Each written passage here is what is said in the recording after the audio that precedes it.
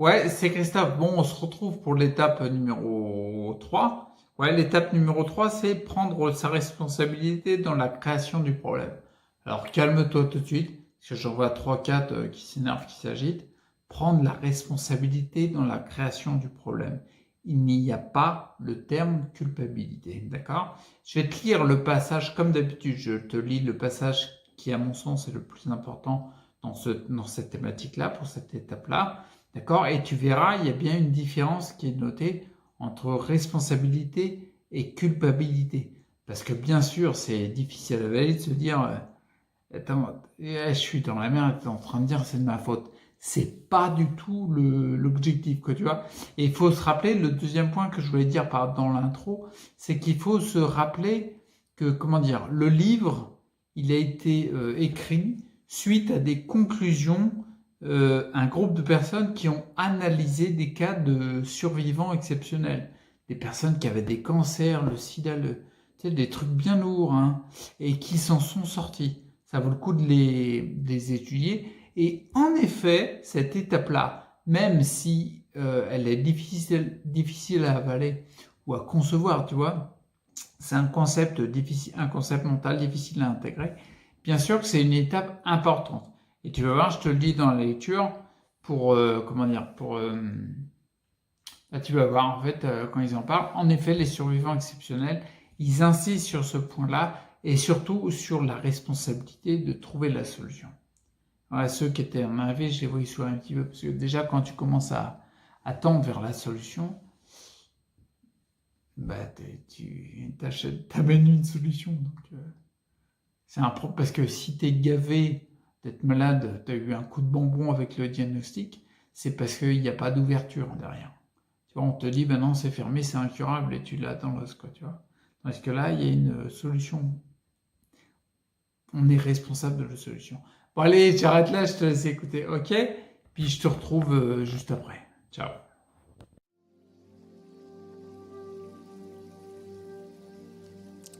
Prendre sa responsabilité dans la création du problème. Toutes les personnes que nous avons modélisées ont insisté sur ce point comme étant une étape cruciale. Sortir du rôle de la victime impuissante pour accepter de prendre la responsabilité d'avoir créé le problème. Et surtout, ils ont insisté sur l'importance de prendre sa responsabilité dans la création de la solution. En général, quand j'aborde cette étape à l'occasion d'une conférence, le public s'agite soudain et des objections commencent à fuser. Ça, c'est vraiment la pire tarte à la crème New Age. Vous créez votre réalité. Tout dépend de vous. Si c'était vrai, il y a longtemps que cela se saurait. Insupportable, non seulement je souffre de ma maladie, mais en plus vous osez me dire que c'est de ma faute. Étant les deux les plus courantes. Et ce sont deux objections sérieuses. Mais laissez-moi vous rappeler qu'il ne s'agit pas ici de théorie, mais d'observation. C'est ce que nous avons observé comme étant présent chez nos survivants. Et cela nécessite pas mal d'explications pour que l'on comprenne vraiment de quoi on parle, et je vais développer plus en détail. Mais avant de rentrer dans les détails, je veux répondre à la deuxième objection qui se manifeste comme un rejet de la culpabilité déclenchée par cette affirmation. Il faut absolument, lorsqu'on aborde cette question, faire une distinction claire entre responsabilité et culpabilité. Ce n'est franchement pas la même chose. Imaginez que vous rouliez en voiture. Subitement, votre pneu avant droit éclate et votre voiture tire brutalement vers la droite. Vous arrivez à vous arrêter, mais au passage, vous éraflez une voiture en stationnement. Vous n'avez pas commis de faute, vous n'êtes pas coupable. Vous avez toutefois occasionné des dégâts à l'autre voiture. Vous êtes responsable de sa réparation. La responsabilité, c'est notre capacité de répondre à une situation donnée. Elle est orientée présent-futur. La culpabilité, elle, est orientée passé. c'est quelque chose que nous n'aurions pas dû faire, que nous avons fait, ou quelque chose que nous aurions dû faire, mais que nous n'avons pas fait. Cela suppose d'une part que la situation est terminée, et d'autre part que nous savions que l'action entreprise n'était pas juste, bonne, au moment où nous l'avons commise. C'est rarement le cas en ce qui concerne la création d'un cancer ou d'une maladie. Jusqu'ici, je n'ai pas encore rencontré quelqu'un qui m'ait dit « Et alors, j'ai choisi en toute conscience de me faire un cancer ».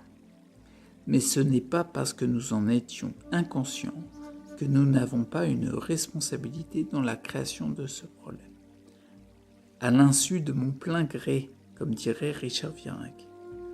Et qui dit responsabilité signifie que ce sont mes choix, mes actes, mes états, même largement involontaires et inconscients, qui sont à la base de ce problème.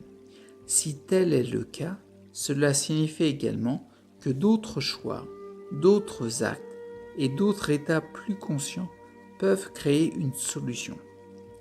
Nous ne sommes pas coupables du problème, nous ne l'avons pas créé volontairement, mais nous sommes responsables de ce que nous allons en faire à partir de maintenant. C'est notre liberté.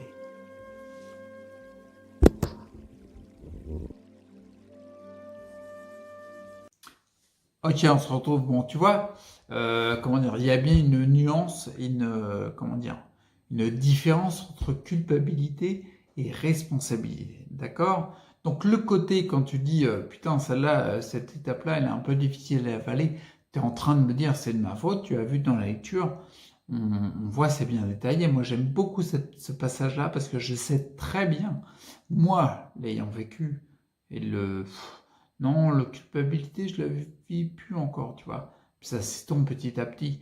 Et dans les échanges que j'ai avec des personnes qui ont des noms de maladies que tu sais même plus comment ça existe, des sclérose en plaques, Parkinson, on en trouve une nouvelle tous les 15 jours. Bon bref, et ben à chaque fois, je vois que cette notion de culpabilité, elle est hyper présente. D'accord? Donc le côté c'est de ma faute, on peut le mettre de côté. C'est de la responsabilité et c'est pas pareil.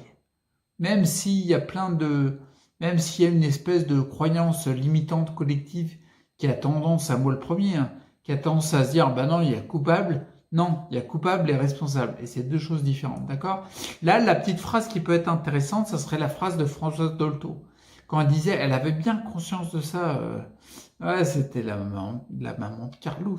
Bon, bref, Françoise Dolto, quand elle disait, ce n'est pas de votre faute, mais c'est de votre fait. D'accord? On sent bien dans la première phase la notion de culpabilité qui est levée. Ce n'est pas de votre faute, mais c'est de votre fait. Et là, on est bien dans de la responsabilité.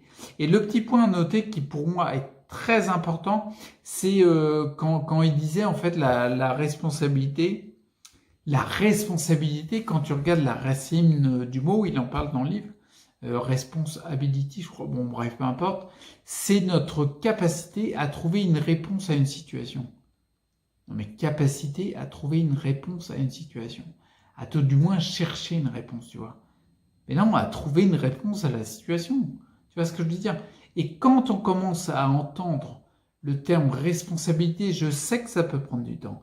Et quand on commence à entrevoir mentalement le terme responsabilité plus comme de la culpabilité, mais comme la capacité de trouver une réponse à une situation, eh ben tout change, d'accord? Quand on dit t'es responsable de, tu te sens plus coupable. Et c'est hyper important, c'est capital. Surtout que là où il y a un élément hyper important, moi ce que je me dis, c'est que la responsabilité de la création du problème, tu vois, quand j'ai lu, tu vois, on voit bien la notion que la responsabilité de la création du problème, elle est inconsciente. C'est-à-dire, je le dis fréquemment sur les vidéos, tu vois, moi je m'en rends compte dans mon exemple et puis chez les autres aussi, c'est un fait, c'est notre inconscient qui nous dirige, si tu veux. C'est tout ce qu'on a en inconscient, c'est les automatismes, ça se répète tout le temps, d'accord? L'inconscient, il est vraiment énorme et c'est lui qui, qui nous dirige. Non, qui oriente nos façons de réagir, etc. Et pourquoi pas nos symptomatisations, tu vois ce que je veux dire? C'est un angle de vue. Et bien sûr qu'il y a les autres, mais c'est un angle de vue important. Et le point que je voulais dire vis-à-vis de la responsabilité, là, ce que j'aime beaucoup, et tous les survivants exceptionnels ont insisté sur cette partie-là, c'est pas forcément la responsabilité de la création du problème, parce que là, on s'oriente, bien sûr, c'est orienté présent, avenir. Et là, tu me retrouves, ça fait 2-3 fois que je me fais niquer avec mon appareil pour enregistrer les vidéos. Ah, je suis obligé de te faire un raccord. Ouais, bon, c'est pas grave. J'étais en train de te dire, tu vois, là où c'est hyper important, comme je te le disais, tu vois, les survivants exceptionnels, ils ont vraiment insisté sur cette partie-là, c'est-à-dire prendre notre responsabilité, notre capacité à trouver une réponse à une situation, prendre notre responsabilité dans la création de la solution. Et là, tu es hyper orienté avenir, orienté présent avenir, mais surtout avenir, tu es orienté dans une direction qui est totalement différente que lorsque tu es accablé de culpabilité. Ça n'a rien à voir. La culpabilité, c'est simple. Elle ferme toutes les possibilités, même les possibilités de trouver une solution. Peu importe que ça ait été prouvé scientifiquement ou pas, on s'en fout. Ça t'oriente dans une direction différente. Tu vois ce que je veux dire? Donc du coup, c'est hyper important. C'est quand même des survivants exceptionnels, les mecs. Ils ont été étudiés et tout, et c'est eux qui disent, ben non, mais c'est hyper important en fait. Dans mon parcours, c'est hyper important la responsabilité de la création de la solution. Donc ce serait peut-être bien de les écouter, quoi. Moi, je préfère, je sais pas toi, hein, mais je préfère regarder les statistiques qui ont des résultats positifs, qui ont montré qu'il y a des résultats positifs. C'est pragmatique et concret, hein. D'accord, que des statistiques qui montrent que c'est la merde, en gros, quoi que tu fasses, parce que de toute façon, c'est loupé et tout. Là, on sent le poids de la culpabilité qui ferme, et dans l'autre partie, on sent le poids de la responsabilité sur la création de la solution qui ouvre. D'accord? Bon, je m'arrête là pour celle-là. Je te rappelle que cette étape-là, elle est vraiment importante de prendre la responsabilité dans la création du problème. Et surtout, j'ai envie de rajouter, prendre la responsabilité dans la création de la solution. C'est hyper important. Et puis, l'étape 04, l'étape 4. J'ai marqué 04, mais c'est l'étape 4. Quoi. Devenir la personne la plus importante de son univers. Je te la ferai pas parce que je l'ai déjà fait. La vidéo, elle est déjà en ligne. J'avais commencé par celle-là avant de faire toutes les étapes. Donc, je te la fais pas, tu peux la retrouver. Je te ferai une playlist avec toutes les vidéos, faut que je te le fasse. D'accord? Et puis, la prochaine étape, en fait, c'est l'étape 5. Donc, construire, moi, celle-là, je l'aime bien. Étape 5, construire un objectif irrésistible. Parce que une fois que tu as compris que tu peux prendre, que tu prends quand tu as bien fait la différence entre culpabilité et responsabilité, tu la dégages, la culpabilité, ça sert à rien, sans déconner, tu la dégages. Et quand tu captes que, en fait, tu peux prendre la responsabilité dans la création de la solution, d'accord? Déjà, tu t'orientes à venir. Ensuite, quand tu as capté l'étape 4, que tu peux devenir la personne la plus importante de ton univers, d'accord? Ben alors, l'étape 5, quand tu fais la création d'un objectif irrésistible, ça va te décupler tes forces, quoi. Ça va décupler tes énergies, des énergies que tu ne soupçonnes même pas, quoi. Ouais, l'objectif irrésistible, ça te fait c'est pire que de la motivation. Ouais, c'est une détermination. Et là, ça va très loin, quoi.